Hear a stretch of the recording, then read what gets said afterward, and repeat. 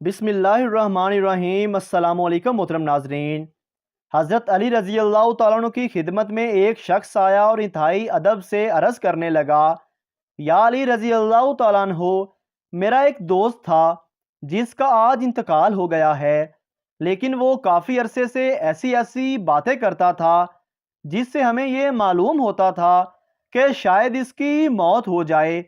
کیا موت سے پہلے انسان کو پتہ چلتا ہے کہ وہ مرنے والا ہے یا نہیں؟ تو اس پر حضرت علی نے فرمایا، اے شخص، یاد رکھنا اللہ نے عالم ملکوت، عالم بیا اور عالم الوا کے بیچ میں ہر انسان کے لیے مایہ کل روا رکھا ہے، جو اسے آنے والی مصیبتوں، پریشانیوں اور وقت کے بارے میں آگاہ کر دیتا ہے۔ اللہ اپنے بندوں سے پیار کرتا ہے۔ انسان موت کو ختم ہونے کا نام سمجھتے ہیں، اصل میں موت ایک زندگی کی طرف انسان کو لے جانے کا نام ہے، موت ختم ہونے کا نام نہیں۔ کبھی اللہ اپنے بندوں سے موت کا ڈر ختم کرنے کے لیے الہامی خواب دکھاتا ہے تاکہ مرنے والے انسان موت کو نئی زندگی سمجھیں اور مرنے سے پہلے اپنی اصلاح میں لگ جائیں، اپنے آپ کو بہتر بنانے کی کوشش کریں، اپنے گناہوں کی معافی مانگ لیں۔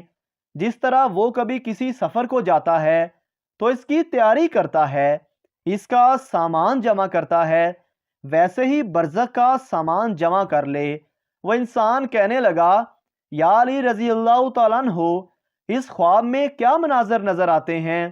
تو حضرت علی رضی اللہ تعالیٰ عنہ نے فرمایا، اس منظر میں، اس خواب میں یہ نظر آتا ہے کہ انسان سفر کر رہا ہے، اس کا لباس سفید ہوتا ہے، اور اس سفر میں وہ انسان جو اس کے ساتھ رہتے تھے لیکن آج مر چکے ہیں، وہ اسے نظر آتے ہیں اور یہ کہتے ہیں کہ تمہارا سفر ختم ہونے والا ہے، جبکہ انسان ان لوگوں کو دیکھتا ہے جو ان کے ساتھ پہلے رہتے تھے، وہ مرنے کے بعد بھی ختم نہیں ہوئے، تو انسان مطمئن ہونے لگتا ہے، تو اس سے موت کا ڈر نہیں لگتا۔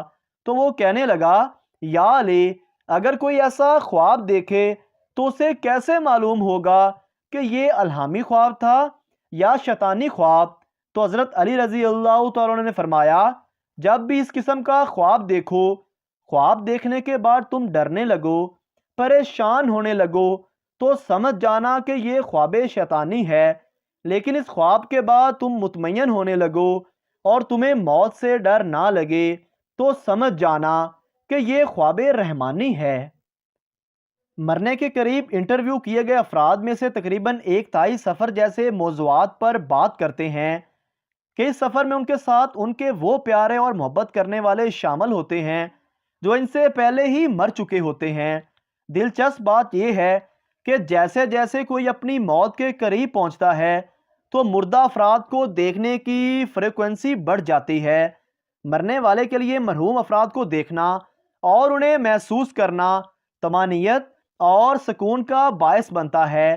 ایک اور دلچسپ نکتہ یہ ہے کہ وہ اپنے خوابوں میں کسے دیکھتے ہیں۔ وہ لوگ بڑی تعداد میں نظر آتے ہیں جو مرنے والے کی زندگی میں انتہائی قریب تھے یا جن سے انہیں بہت زیادہ محبت تھی، جنہوں نے زندگی میں مرنے والے کا ہر موقع پر ساتھ دیا۔ سادہ الفاظ میں وہ افراد جو مرنے والے کے بہت قریب تھے، اور ان افراد میں سے والدین میں سے کوئی ایک، یعنی صرف ماں اور صرف باپ، یا دونوں بھی سر فہرست ہیں، یا کوئی بھائی یا بہن۔ یہاں ہم جسم پر ظاہر ہونے والی چند علامات کا ذکر کریں گے جو جسم کے ایکسپائر ہونے سے کچھ گھنٹہ قبل ظاہر ہوتی ہیں۔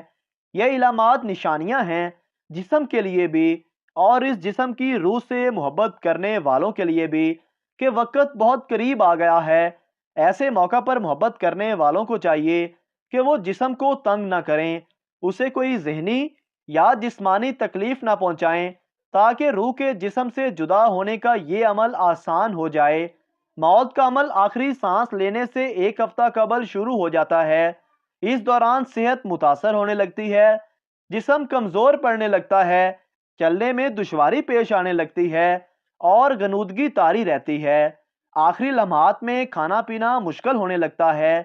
طبی ماہرین کا کہنا ہے کہ موت سے تقریباً ایک ہفتہ قبل انسانی جسم میں تبدیلیوں کا عمل شروع ہو جاتا ہے، موت کے قریب آتے آتے انسان کی صحت گرنے لگتی ہے، لیکن اس کا ہرگز مطلب یہ نہیں کہ ہٹا کٹا انسان سوکھ کر تنکا ہو جائے، بلکہ جسم کے اندر سے کمزوری محسوس ہونے لگتی ہے۔